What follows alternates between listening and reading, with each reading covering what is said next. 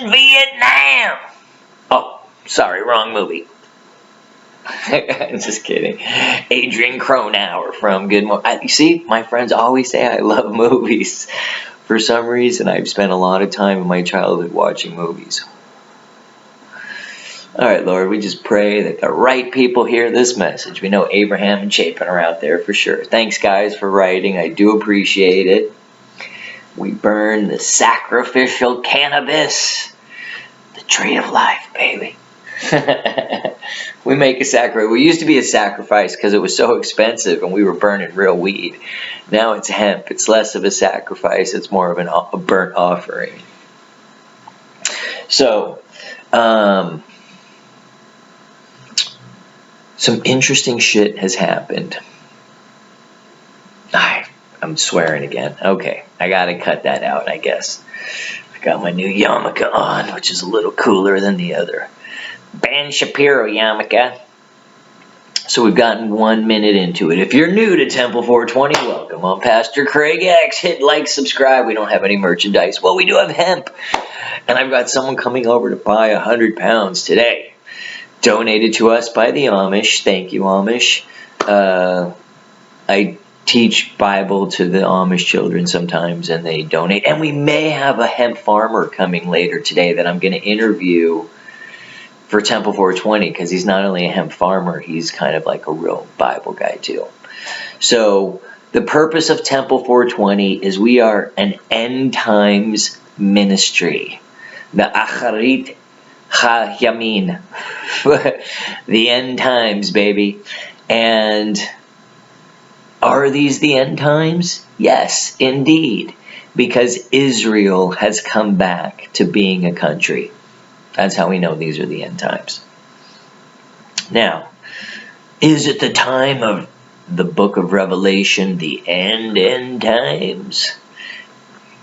I don't know. I kind of feel that way because I've seen in my world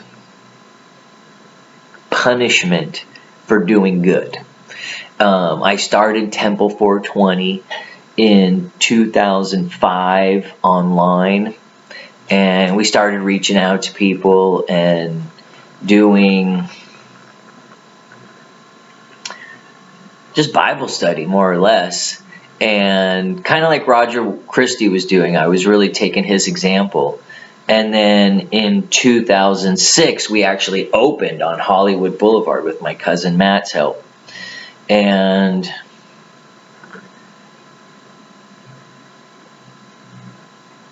I think I owned Hemp Inc. at the time. I probably should have focused, and so we made Hemp Inc. the owner of Temple 420, and we were going to be a for-profit church ever since the beginning because we never wanted our political speech limited.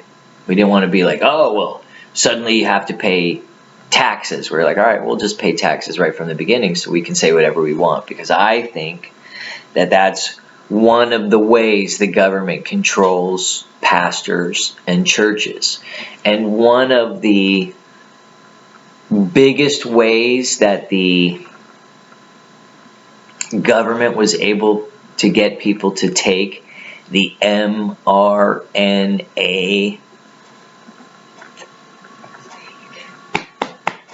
was by telling influential people to promote it. They actually paid people to promote it. And their most successful group of influencers were church leaders, supposed church leaders, who drove people to take this experimental drug that had only been tested on mice.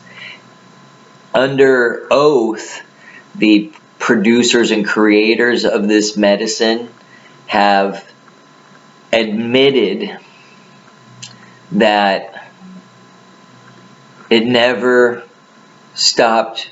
They never tested it to see if it stopped transmission, even though they promoted and said that it did. So people like Ben Shapiro were fooled into taking it twice and promoting it. His wife even took it 3 times. But then they kind of woke up and started realizing they were playing Russian roulette with their lives.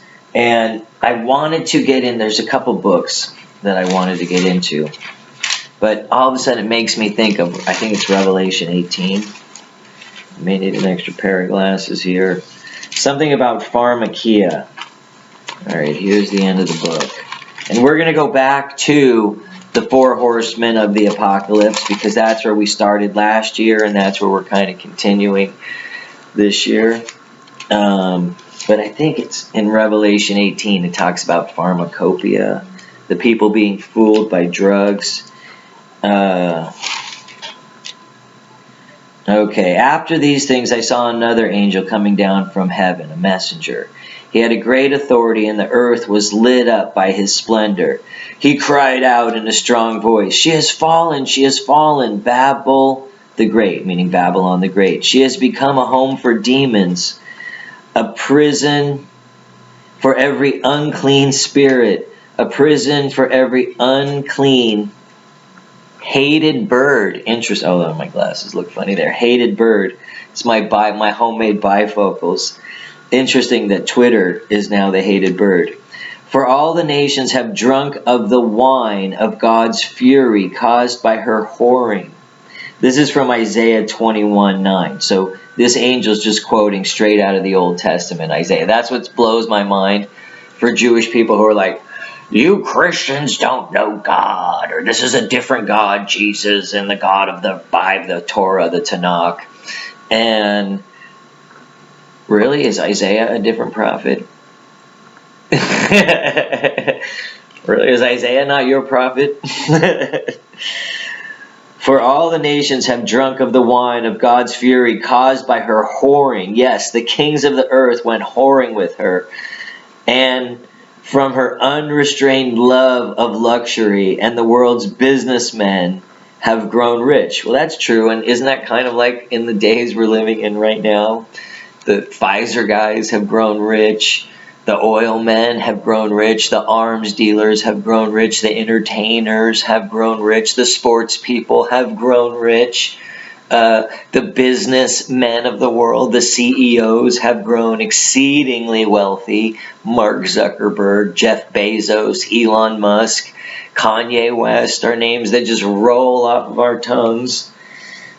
These famous Fortune 500 people. You wonder who's really richer behind them, though, behind the scenes. Because as you can tell, Kanye, even though he's worth billions, it can still be fucked with, debanked, deplatformed, canceled deals on him. And Adidas, the actual people who worked with the Nazis, had the nerve to call Kanye a Nazi. Yay, a Nazi. Okay. "My people come out of her, so that you will not share in her sins." Okay, so you have to leave. "So that you will not be infected by her plagues. Because if you go and live in the pagan nations, you will be corrupted by them. For her sins are a sticky mass piled up to heaven." Sticky means it might stick to you too. "And God has remembered her crimes." Okay, so when we're talking about Babylon, remember we're always comparing 2 cities, Jerusalem and Babylon. Babylon is the place of captivity, but it's also the place of commerce and war, money in war, to keep their soldiers satisfied. These leaders of these empires, whether it was Assyria or Babylon, and that's what had come so far at the time of Isaiah's writing.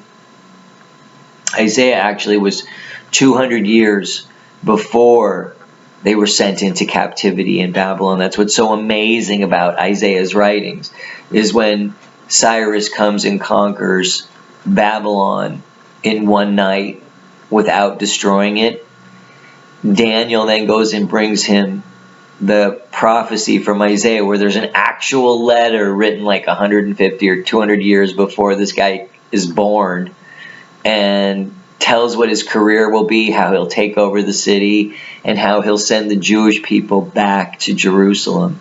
And he was so impressed when he read this ancient scroll that he did just that, and he sent the people back to Jerusalem to build the second temple.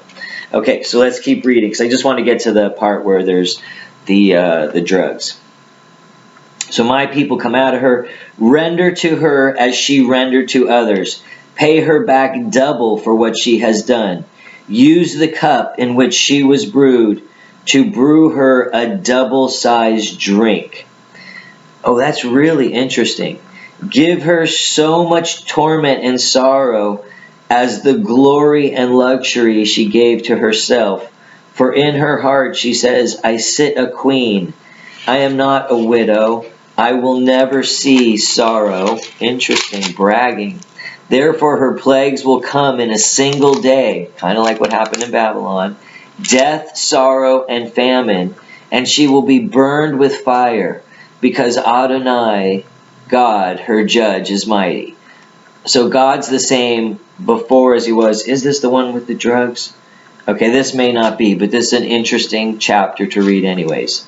For some reason, I thought there was a thing that's called pharmakia, and they translated into witchcraft, I think, but the Greek word is pharmakia, which is where we get our pharmacy from, and I always think the pharmaceutical drugs are much more evil than cannabis, and I always thought that because cannabis is a natural plant with these healing remedies with very few side effects, hunger, sleepiness, forgetfulness, short term, maybe like, oh dude, where's my keys?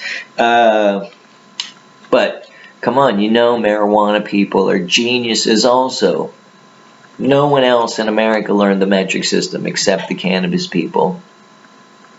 And you don't think Graham Bell, what was his name? Edgar Graham Bell, something? The guy who invented the telephone? Thomas Graham Bell, no, it was Thomas Alva Edison and something Graham Bell. I don't remember. Ma Bell was what was named after him. Anyways, you don't think those guys smoked weed every once in a while? Think about it. Who else would be like, dude, I want to talk to somebody that isn't even here right now. Bam! You know that was a stoner. Okay, so one of the things I see going on that I kind of read right here.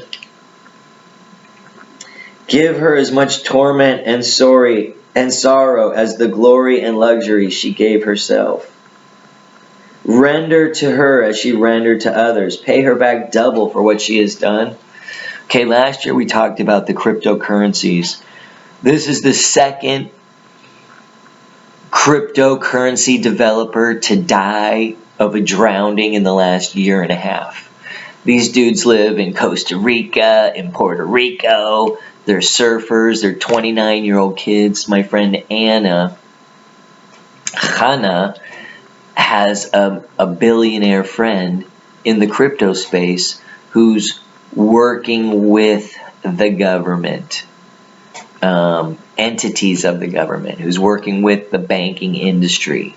What is going on right now in the world? Well, it's in the United States, but because we have the world's reserve currency, it's really affecting the entire world, is there's a transition taking place. When I was a child, August 15th, 1971, we switched, well, we didn't switch instantly, but we switched from the gold and silver-backed dollar to the fiat currency. Nixon said there's speculators in the market and we need to temporarily issue fiat currency rather than allow people to trade in their dollars for gold and silver. He was kind of robbing the world. But he created this, and well, the Federal Reserve created it, the Federal Reserve Note. And we made a deal with the Saudi Arabians that they were the #1 producer of oil, that they would only sell their oil for US dollars. So no matter which country you were in the world, Russia, China, Iran, Iraq, Libya, you could only sell your oil for US dollars. And anytime anyone challenged that system, Like Saddam Hussein said, no, I want to sell my oil for euros as well as dollars, which was even part of their central bank system, but they're like, nope. And they went and had a war with Saddam Hussein. Colonel Gaddafi, I don't know what he was the colonel of, but he was the leader of Libya. He started to create a gold-backed dinar and sell his oil for gold directly to some countries. And Hillary Clinton went in and killed him because their fake money system, which is really what Babylon was about, their fake money system, their merchants, their banking system is based on printing money out of thin air and charging you interest for it. Okay, that is why you are a slave to the system. And I think I became aware of this when they arrested me the first time at Temple 420, because I'm like, we're selling a plant that grows from the earth, that creates wealth for the community, and we were hiring like 17 people were working for the temple at a time. They were doing different things that we were paying, and our farmers, I mean, there was all sorts of people were eating. I'm like, how are these people going to eat without us? And they started getting welfare and stuff like that, and they're just printing money and borrowing money and giving it away. And I ended up homeless, working with Mexican people as a day laborer, living with 17 illegal aliens in a house in the San Fernando Valley, so I didn't have to be homeless. I mean, I was very grateful and thankful to have a home. I think I only had one Isai, and my kids were the only ones who ever visited me over there. Maybe my dad came once or twice. He never came in the house, though. But anyways, one of these illegal alien girls, was getting like $50,000 a year in benefits from the government. And that's when I realized something was really wrong with our country. And I decided, even though I was on probation, to be an international fugitive and move to Mexico. I don't know if they could still get me for that or whatever. But I moved to Mexico, and I became a teacher of Chinese students online. I taught English and worked so many hours, but I was able to provide for my family, and I was able to have more children down in Mexico, and it was a real blessing. Like, my life just got better. And then you guys in California voted for Prop 64, which cleared my whole record. So I was able to come back, go to court, and get all the charges dismissed from what they had prosecuted me on and stolen my life savings twice. So I learned some important lessons that China had really taken over the United States. That's why I was working for Chinese people now. And that they had taken over our country with a silent coup. And I think Paul Craig Roberts, similar to my name, wrote about that today or yesterday, saying that our country's been taken over in a coup, that it's a cultural coup, and that they've eroded our Constitution and the values of our country so much that it's no longer the same country. They took it over. But I think the coup happened when they killed President Kennedy, and the coup continued to happen as they destroyed the black family in America and came up with a formula of drugs, introducing violent music, jail, taking fathers out of the home. And once they learned how to destroy that civil rights movement and destroy the black family, then they basically did the same thing to the rest of America. And it wasn't just used by our own government. That model has been used by foreign governments to infiltrate our country, promote people who are anti-American. This recent Department of Homeland Security leak that the intelligence agencies are actually spying on us and control. I mean, I've known this the whole time because I just intuited this by what I was witnessing, how I kept getting suspended and things I said were controversial. And I was arrested at my church for helping people and distributing medical marijuana. There's all sorts of other medical marijuana clubs out there, but we were actually a church and helping people, and they came and arrested us. Not because we were doing anything different, or we were doing something different. We were both federally protected and state protected. Most of the people being prosecuted were being prosecuted federally, not within the state. And the feds and state did the investigation on me, but only the state prosecuted me because of the recent decision at the Supreme Court, UDV versus Gonzalez, a 2005 case, which was the basis that we started our church on, because they allowed a New Mexican church or a Texas church to import, distribute, and sell a Scheduled I hallucinogenic drug, which is what cannabis is considered, to their church members. So we're like, well, if they can do it, we can do it. And we already had medical marijuana within the state. So we decided to be religious. I mean, I was always religious anyways, but it seemed like, oh, this was a good way to keep from getting in trouble. I had children, and that was always my thing. I was like, I don't want to get in trouble. I'm like, I saw these other medical marijuana clubs opening up, and they weren't following rules. They were making rules up as they went along because there were no rules. We legalized medical marijuana in 1996 in California, but we never codified how to distribute it, how to grow it. We just made it a possible defense. And so health and safety codes popped up, like in California it was Health and Safety Code 11362.5. And I don't know if that was only Los Angeles County's Health and Safety Code or if that was for the state of California. But it was funny, that was the line I used in the TV show Weeds.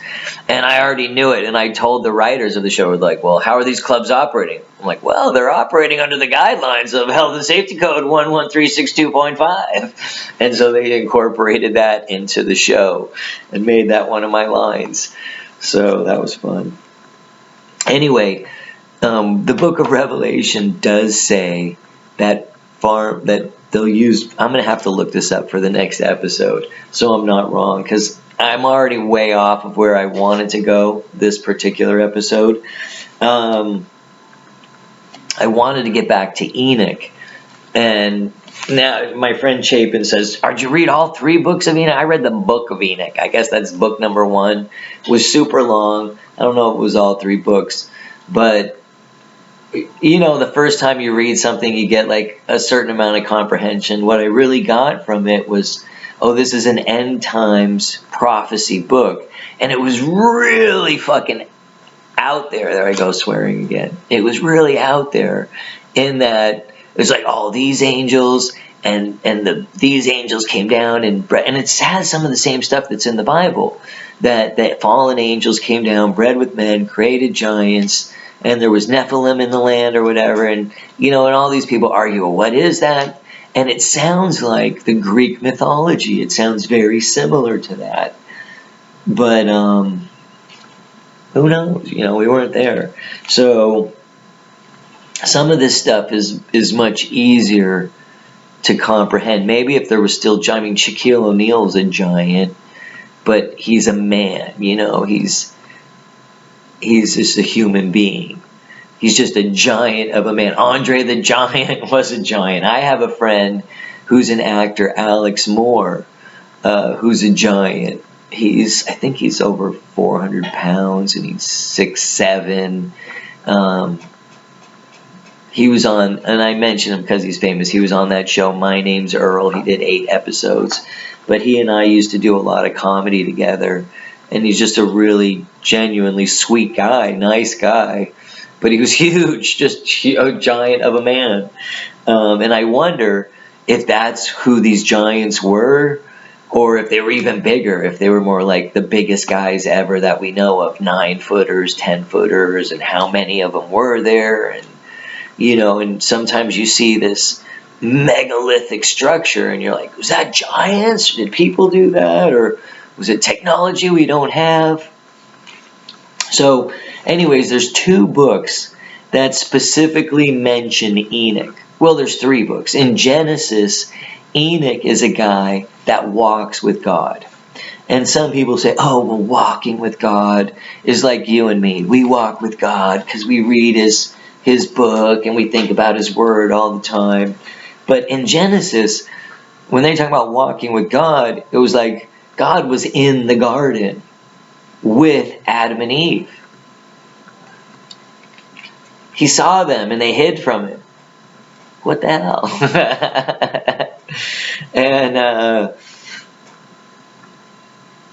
And so it makes you wonder when it says, oh, he walked with God. Was God actually hanging around with him? Was he kind of like, man, I'm up here in heaven. It's a little lonely. Oh, there's a real righteous dude. I could go hang out with that guy. And so God just comes down to earth and hangs out with them, and they smoke some balls, do some work together. God was a handyman, so he was probably wanting to help out with something. And it's just funny that we wonder, walk with God. Because we look at the early disciples, they're hanging out with Jesus. We say, oh, they walked with God. Literally walked with God.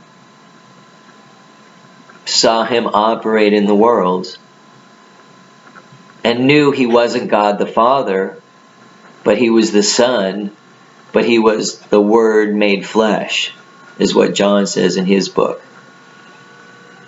And John seems to be the closest with him, lived the longest, and then wrote the book of Revelation as an older man. It's interesting. I don't know that we're going to figure it all out in this particular episode or in any episode, but I think the real message is love and brotherhood. And in these scriptures, in this sacred text, are stories that we can share with our children so that they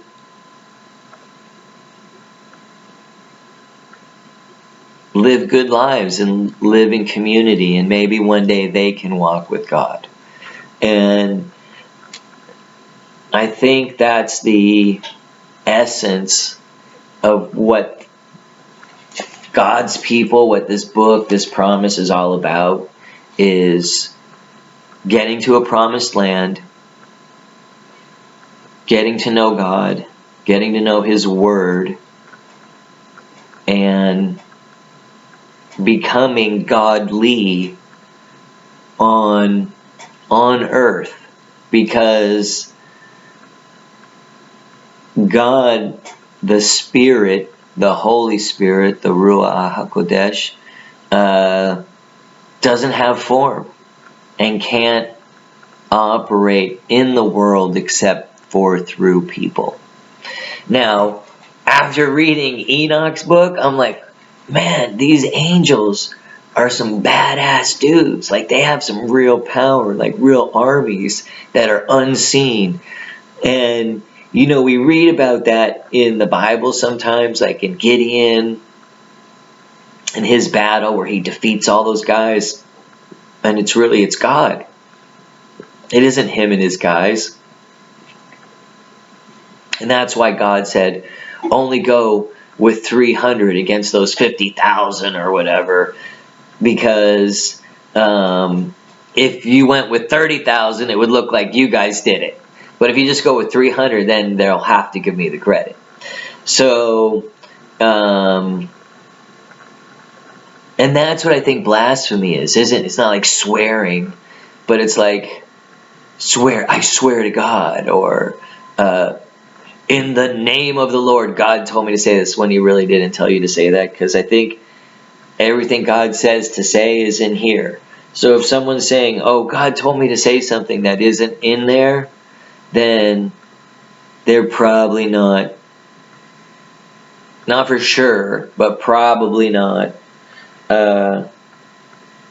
keeping it real.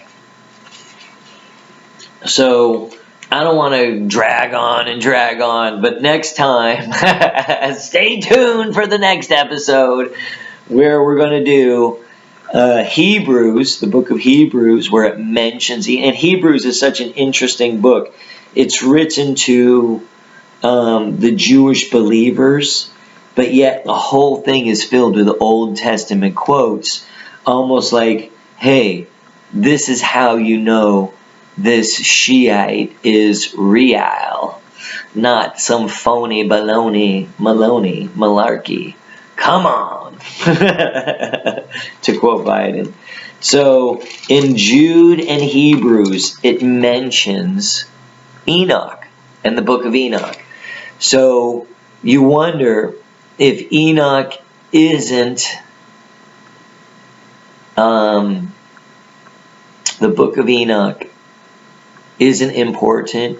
Why were these guys quoting it and speaking of Enoch?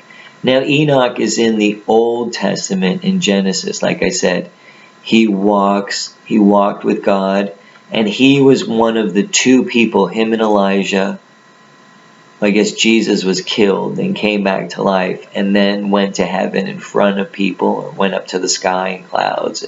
Elijah went up in a chariot, and I have no idea how Enoch was taken up. I don't remember, right? And maybe the Bible doesn't say. But it makes you wonder, like, you're hanging out with God. He lived like 300 years on earth before God took him to be with him. And he didn't die. So, says the Bible. It makes you wonder, makes me wonder, did God just love hanging out with this dude? Was he just that righteous and that cool? So he's like, bro, I miss you, man. Come on up. Let's hang out together in my kingdom, the spiritual realm. And so he didn't die. Anyway, this Enoch character, for some reason, has gotten in my craw this year. There's a lot of crazy stuff going on this year. We're a few days from our election. We'll see what happens. Oh, and YouTube just says anyone who says that the Brazilian election is rigged or not real will be suspended for election misinformation here in the United States. Which, you know what I say, anytime they're going to censor something, they never censor lies. So think about that one.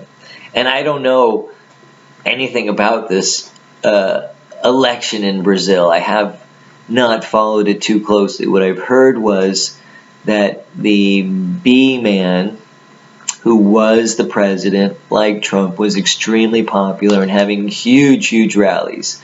And that the L man, who they're claiming won, was behind until late at night and somehow had a miraculous win just to barely win. And he didn't get anyone at his rallies. I don't think he was in the basement. I don't think he got 81 million votes. But I never even would question a foreign election being phony. And maybe they're all phony, who knows. But until YouTube says, you can't talk about it or you'll be suspended, suddenly that makes me go, what the heck? Let me look into this. And I tried looking into it a little, but I couldn't get too much information on it.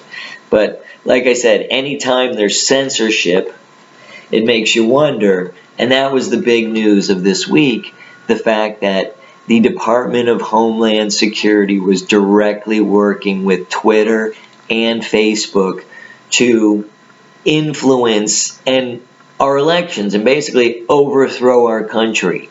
So even if Biden received 81 million votes, some people are saying the only reason he did was because he colluded with big tech, foreign companies, countries, foreign interests to subvert the information and lie to the American people to sway an election. Okay, I may have said enough to get suspended right there. I have no idea. But I'm trying not to. I'm trying to just exercise common sense and free speech. I'm not trying to mislead my 10 people out there. I think you're smart enough to figure out what's going on, and I'm dragging this on anyways. When I went to court the first time for Temple 420, and I said, well, I wanted to mention the Bill of Rights that has the First Amendment in it, the judge precluded me from mentioning the Bible, the U.S. Constitution, and the First Amendment. She said it would only confuse the jury.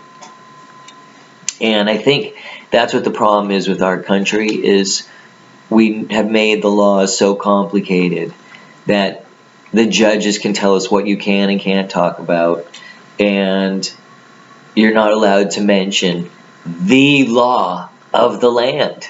And for that to be prohibited in a court of law should be criminal. And what I found later was my judge was actually accepting illegal bribes and had to be given retroactive criminal immunity by the state legislature. And she wasn't the only judge that was accepting bribes. And what I found out from my father, who worked with people in the county and government, was that the county was bribing these judges or paying these judges to retain them. My dad says, well, my dad's a recruiter. You know, how do you retain someone that's elected? You can't.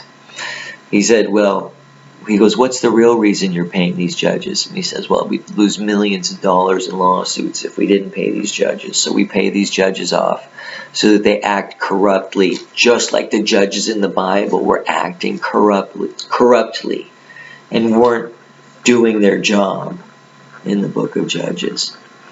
So just because someone's a lawyer or a judge doesn't mean they're beyond corruption. And that's the point that Jesus was making, that these, not lawyers, but keepers of the law, the Torah, weren't doing their job. Okay, hey, we'll end it on that positive note. Temple 420, this is Pastor Craig Hicks. Thanks for watching. I appreciate you guys. I hope I don't take up too much of your time. I'm trying to get the message in a shorter and shorter time. Hit like and subscribe. We don't have any merch, but if you need some hemp, let me know. We have hemp, isolate, distillate, anything made out of hemp from our local farmers. Thank you guys. God bless.